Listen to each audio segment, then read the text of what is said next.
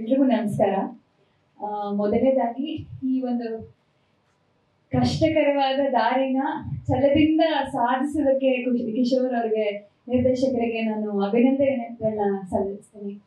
Because cinema ಮಾಡೋದು ಸುಲಭ ಅಲ್ವೇ ಅಲ್ಲ. ಅದು ಹೊಸ ತಂಡ ಕಟ್ಕೊಂಡು ಈಗಲೇ ಇದ್ರದ್ದು ಬ್ಯಾಕ್ ಸ್ಟೋರಿ ಎಲ್ಲ ನನಗೆ ಗೊತ್ತಾಗಿರ್ಲಿಲ್ಲ. ಈ ಪ್ರೊಡ್ಯೂಸರ್ ಹೇಗೆ ಆ ಮಳೆಯಲ್ಲಿ ಹೋಗಿದ್ದು ಪ್ರತಿಯೊಂದು ಕೂಡ ನಿಮ್ ಪ್ಯಾಷನ್ ನ ತೋರಿಸುತ್ತೆ. ಅದೀಗ ಟ್ರಾನ್ಸ್ಲೇಟ್ ಕೂಡ ಆಗಿದೆ. ಫಸ್ಟ್ಲಿ ನನ್ನನ್ನ ಈ ಪಾತ್ರಕ್ಕೆ ಆಯ್ಕೆ ಮಾಡ್ಕೊಂಡಿದ್ದಕ್ಕೆ, ಎಷ್ಟು ಬ್ಯೂಟಿಫುಲ್ ಆಗಿ ಇಂಟೆನ್ಸ್ ಆಗಿ ಬರ್ದಿರೋದಕ್ಕೆ ತುಂಬಾ ಥ್ಯಾಂಕ್ಸ್. ನನಗೆ ಹಾರ್ಟ್ ಫೆಲ್ ಥ್ಯಾಂಕ್ಸ್. ಆಕ್ಚುಲಿ ಇದು ನನ್ನ ಕ್ಯಾಂಗರೂ ರಿಲೀಸ್ ಆದ್ರೆ ನನ್ನ 5ನೇ ಸಿನಿಮಾ.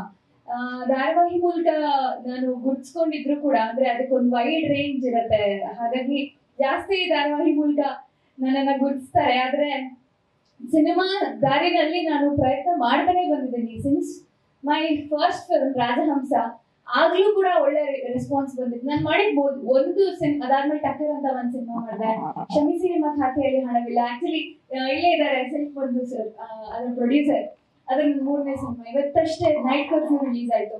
ನಾನ್ ಸಿನಿಮಾಲ್ ಗುರ್ತಿಸ್ಕೋಬೇಕು ಅನ್ನೋ ಪ್ರಯತ್ನ ನಿರಂತರವಾಗಿ ಇದ್ದೇ ಇದೆ. ಆದ್ರೆ ಅದು ಎಲ್ಲೋ ಒಂದ್ ಕಡೆ ಎಡವತ್ತೆ, ಅಥವಾ ಗುರ್ತಿಸ್ಕೊಳಲ್ಲ. ಸಿನಿಮಾ ಚೆನ್ನಾಗಿದೆ ಅಂತ ಆಮೇಲೆ ರಿಪೋರ್ಟ್ ಬರುತ್ತೆ, ಅಥವಾ ಯೂಟ್ಯೂಬ್ ಅಲ್ಲಿ ನೋಡ್ತಾರೆ, ಟಿವಿ ನೋಡ್ತಾರೆ, ನೀವು ಚೆನ್ನಾಗಿ ಮಾಡಿದ್ರಿ ಅಂತಾರೆ. ಹಾಗಾಗಿ ಒಂದು ಫುಲ್ ಫ್ಲೆಶ್ಡ್ ಆಗಿ ಗುರ್ತಿಸ್ಕೊಳಕ್ ತುಂಬಾ ಕಷ್ಟ ಆಗ್ತಾ ಇದೆ ಇನ್ನು ಕೂಡ. ಬಟ್ ನನ್ನ ಅನುಭವದ ಪ್ರಕಾರ, ಒಂದು ಆ ಇಂಟ್ಯೂಷನ್ ಪ್ರಕಾರ, ನನ್ನ ಈ 5 ಸಿನಿಮಾದಲ್ಲಿ ಕ್ಯಾಂಗರೂ ಸಿನಿಮಾ ನಾನು ಮಾಡಿರುವಂತಹ ಬೆಸ್ಟ್ ಸಿನಿಮಾ ಆಗತ್ತೆ ಅಂತ ನನಗೆ ತುಂಬಾ ಕಾನ್ಫಿಡೆನ್ಸ್ ಇದೆ. ಅಂಡ್ ಆದಿತ್ಯ ಅವ್ರ ಬಗ್ಗೆ ಹೇಳ್ಬೇಕು. ಸುಮಾರು ವರ್ಷಗಳಿಂದ ಇವ್ರನ್ನ ಬೇರೆ ಬೇರೆ ತರ ನೋಡ್ಬೇಕು, ಮಾಸ್ ಹೀರೋ ಆಗಿ ಒಂದೇ ಅಲ್ಲದೆ ಬೇರೆ ಬೇರೆ ತರ ನೋಡ್ಬೇಕು ಅಂತ ಎಷ್ಟೋ ಜನ ಅಭಿಮಾನಿಗಳು ಅನ್ಕೊಂಡಿರ್ತಾರೆ. ಅದ್ರಲ್ಲಿ ನಾನು ಕೂಡ ಒಬ್ಳು. ಅವ್ರ ಹತ್ರದಿಂದ ನೋಡಿದಾಗ ಅವರು ಪಕ್ಕಾ ಕನ್ನಡದ ಹುಡುಗ, ಅಷ್ಟು ಚಂದದ ಭಾಷೆ, ಮೈಸೂರು ಹುಡುಗ. ನಾನು ಅವ್ರ ಮೈಸೂರು ಸ್ಯಾಂಡಲ್ ಸೋಪ್ನ ಕೂಡ ಅದನ್ನೇ ಯೂಸ್ ಮಾಡ್ತೀವಿ ಅನ್ನೋ ಅಷ್ಟು ದೇಸಿ. ನಾನು ಸಿಕ್ಕಾಪಟ್ಟೆ ಮಾತಾಡಿದೀನಿ ಅವ್ರ ಜೊತೆಗೆ. ಅವ್ರ ಬಗ್ಗೆ ನಮಗೆ ಗೊತ್ತೇ ಇರಲ್ಲ. ಆ ತರದ್ ಒಂದು ಇನ್ನೊಂದು ಶೇಡ್ ಆಫ್ ಆದಿತ್ಯ ಅವ್ರು ನಾವೆಲ್ಲರೂ ನೋಡ್ಬೇಕು. ಸಚ್ ಸ್ವೀಟ್ ಪರ್ಸನ್ ಅನ್ನೋದು ನಾವ್ ನೋಡಿರೋದೆಲ್ಲ ಅವ್ರು ಹೊಡಿತಾರೆ ಆ ತರದ್ ಒಂದು ಇಮೇಜ್ ನಲ್ಲಿ. ಬಟ್ ಅವ್ರ ಜೊತೆ ಮಾತಾಡಿದಾಗ ಗೊತ್ತಾಗೋದು ಎಷ್ಟು ಸಿಂಪಲ್ ವ್ಯಕ್ತಿ ಅಂತ. ಸೊ ಈ ತರದ ಪಾತ್ರಗಳ ಮೂಲಕ ಅವರು ಇನ್ನಷ್ಟು ಕನ್ನಡಿಗರ ಮನ ತಲುಪಬೇಕು ಅಂತ ನನಗನ್ಸುತ್ತೆ. ಅವ್ರ ಜೊತೆಗೆ ಆಕ್ಟ್ ಮಾಡಿ ನನಗೆ ತುಂಬಾ ಖುಷಿ ಆಯ್ತು. ಮತ್ತೆ ತುಂಬಾ ಕಲಿತೆ. ಆ ಸಿನಿಮಾ ಡಿಸಿಪ್ಲಿನ್ ಅವರಿಗೆ ಫ್ಯಾಮಿಲಿಯಿಂದಾನೇ ಬಂದಿದೆ. ಅವರ ಅಭಿನಯದಿಂದ ಇರ್ಬೋದು, ಅವರ ಹಾವಭಾವದಿಂದ ಇರ್ಬೋದು, ಸೆಟಲ್ ಅವ್ರ ಬಿಹೇವಿಯರ್ ಇಂದ ಇರ್ಬೋದು, ಪೂರ್ತಿ ಓವರ್ ಆಲ್ ಅವರಿಗೆ ಸಿನಿಮಾ ಅಂದ್ರೆ ಹೇಗೆ ಅನ್ನೋದು ಒಳಗೂ ಹೊರಗೂ ಪಕ್ಕ ಗೊತ್ತಿದೆ. ಅದನ್ನ ನಾನು ಏನೂ ಹೇಳ್ಬೇಕಾಗಿಲ್ಲ, ಬಟ್ ನನ್ನ ಅನುಭವ ಕೂಡ. So thank you so much for being very sweet. And ಇತ್ತೀಚೆಗಾದಂತ ಒಂದು ಅನುಭವ ಹೇಳ್ಕೊಳ್ತೀನಿ ಸಾಧು ಸರ್ ಜೊತೆಗೆ. ಈ ಸಿನಿಮಾಗೆ ಅವರೇ ಆರ್ ಮಾಡಿರೋದು. ನಾನು ನೈಟ್ ಕರ್ಫ್ಯೂ ಪ್ರಮೋಟ್ ಮಾಡೋದಕ್ಕೆ ಟಿವಿ ಚಾನಲ್ಗೆ ಹೋಗಿದ್ದಾಗ ನಾನು ಹೇಳ್ತಾ ಇದ್ದೆ, ಮಾಲಾಶ್ರೀ ಮ್ಯಾಮ್ ಮತ್ತೆ ಶ್ರುತಿ ಮ್ಯಾಮ್ ಎಲ್ಲ ಅವರ ಸಮಯದಲ್ಲಿ ಅವರು ಪೀಕಲ್ಲಿ ಇದ್ದಾಗ ಹೀರೋಯಿನ್ಗೋಸ್ಕರ ಸಿನಿಮಾ ಥಿಯೇಟರ್ಗೆ ಹೋಗ್ತಾ ಇದ್ದಿದ್ ಕಾಲ ಅದು.